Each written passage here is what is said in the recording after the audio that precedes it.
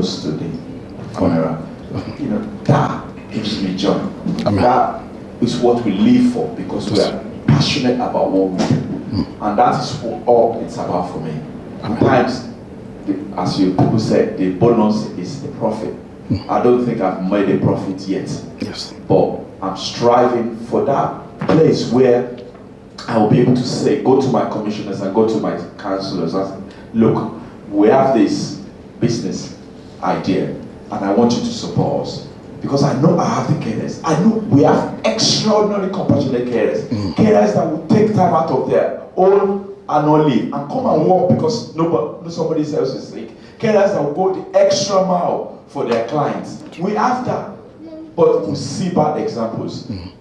I don't want us to focus on that. I want us to celebrate our successes with our carers. Give them feedbacks. Compliment them every time. Give them bonuses. Make them value the job that they do. Don't let them look down on each other. I think those are the things I'm waiting to happen. And I'm waiting for that day that I'll just wake up one day and we'll all have it. Not just me, but all of us as a community. Wouldn't that be beautiful? Wouldn't that be beautiful? Positive daily briefings in our dream. That is what's happening. I hope you've written that on your dream team. There is safe space for honest communication. There's freedom before speaking. There's freedom during speaking. There's freedom after speaking. You don't get your shifts reduced by the team in the office because you're spoken up. You don't get 20 hours when others are getting 60 hours. This is my dream team. I don't get fired for asking a question. I don't get told off that you can go back to Zimbabwe. You can go back to Nigeria. We are doing you a favor. I can cut your COS. This is the organization that I want. There is shared mission, lived experience for everyone. There is psychological safety. I feel belonging. I feel safe to make mistake. I feel safe to learn. I feel safe to raise my hand and say, I've made a mistake. Because the problem that we do, we fire people who make mistakes. Now we are turning our employees into master concealers, master hiders, master liars. And you think everything is working, but the rate of your complaints is going up. But these people are pretending to do things good because you have turned them into master concealers.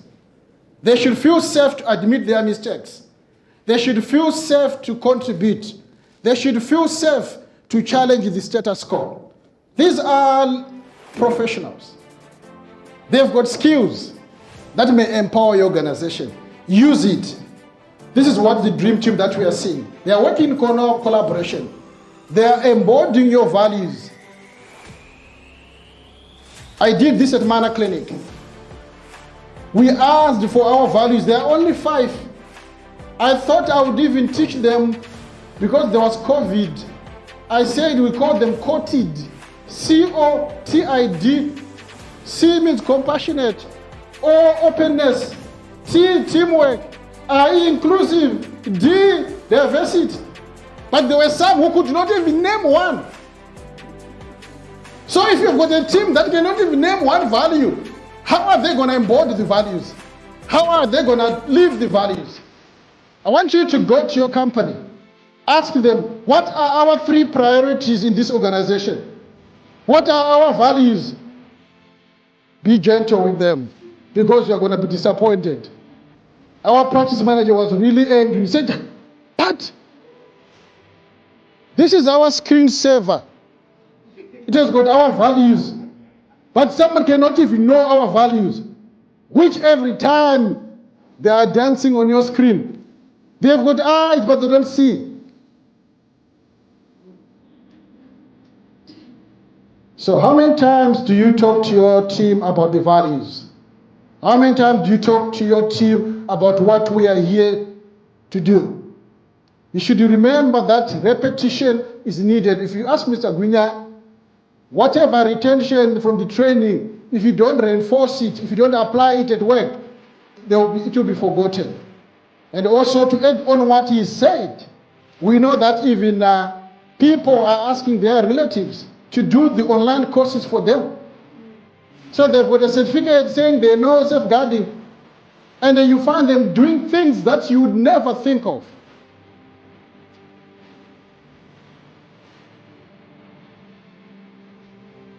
How I was at a care company where we were celebrating the 10th anniversary. I think those who follow me on social media, you saw me crying.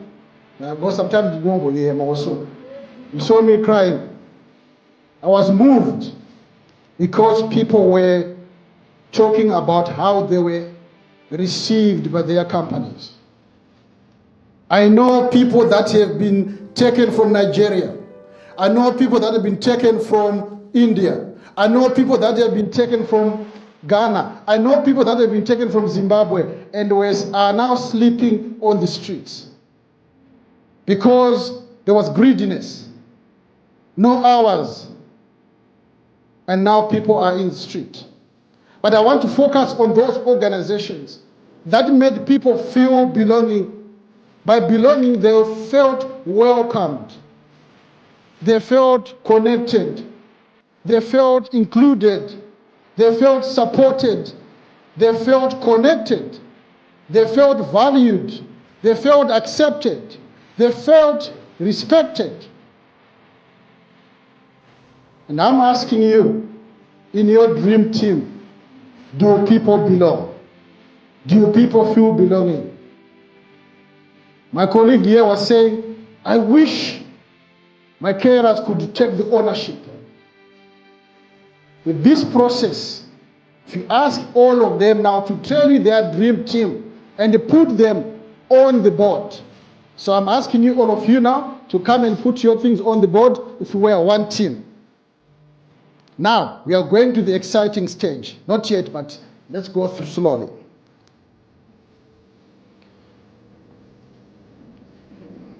The moment people realize that this company is being led by a Zimbabwean, Nigerian, by a black person, they lower their guard.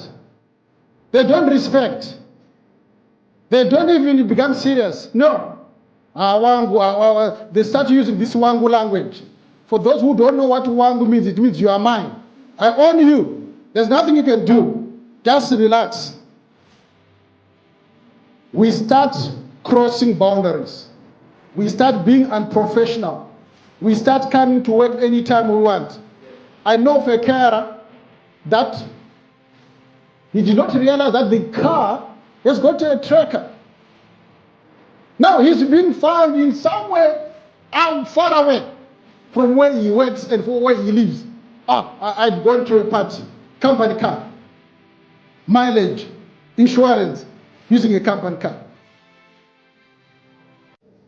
We have had people that the carer said, the client said, it's now late shift, 10:30, you can sleep overnight. He slept overnight. We have had, these are true stories. Because of client confidentiality, I can't tell you which company is that. But someone takes a client to his home. Now he's saying, I no longer want to work there. I'm now getting married. I'm going to have a British passport.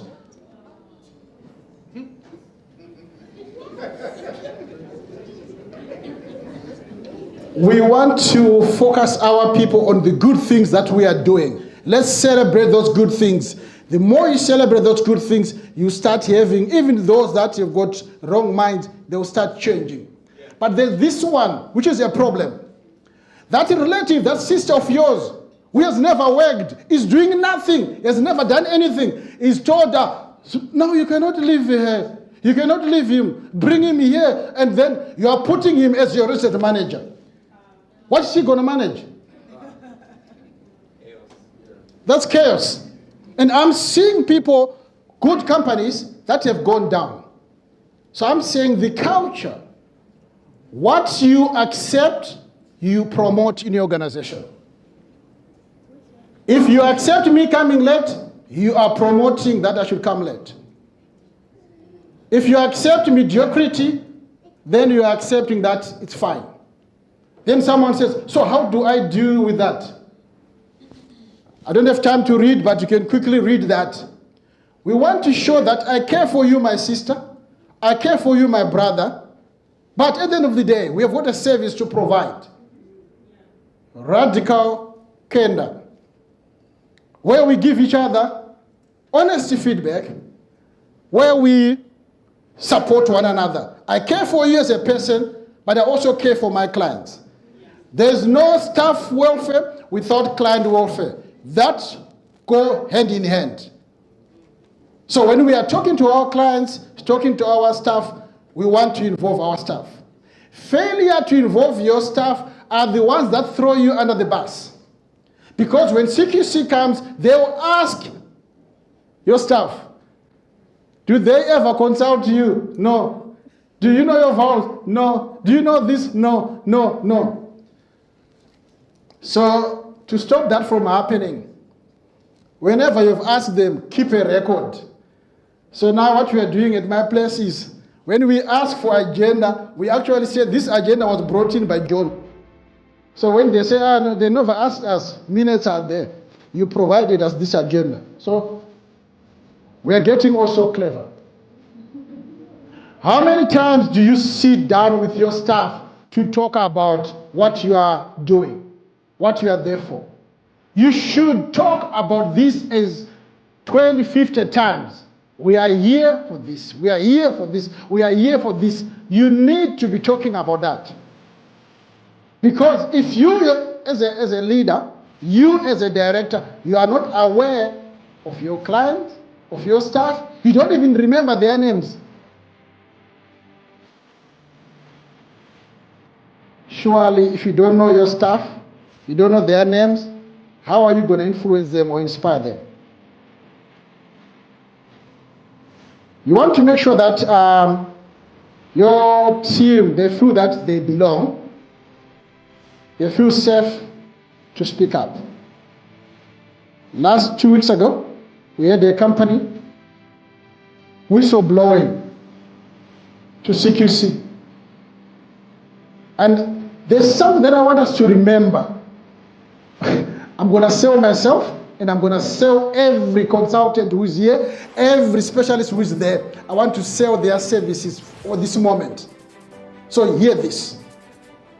This research manager contacted me. We have got this whistleblowing. CQC, they've given us 7 days to respond. I said, don't worry, let's respond. After 7 days, we responded. This is just happened a week ago. The email was sent at 4 o'clock. 5 o'clock, CQC replied, thank you very much, case closed.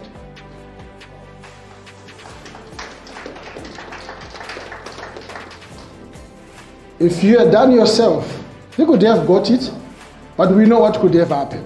So that's why you need people like Caroline, see them quickly. This person quickly sought help. If it was now appeal after appeal after appeal, it's too late. So sometimes we try to budget a lot instead of actually consulting people like Michada, consulting people like Rumbi. Yes, it's not free. There's no free lunch. You're into business, you're making profit, are you not? We are seeing when you file your company tax, your company accounts, but you don't want to pay a consultant. Why are you doing that? That's not fair. You want to make sure that your team, they've got a purpose. They know, what is the purpose of a purpose? What is the purpose of a purpose? The purpose of a purpose is to show. Words are powerful. Words determine your direction. Words will map your future. So with that, I want to thank you. We can come and help you in your teams to run this session. I hope you have heard the feel of it, and I hope it has made a difference in you. Thank you very much.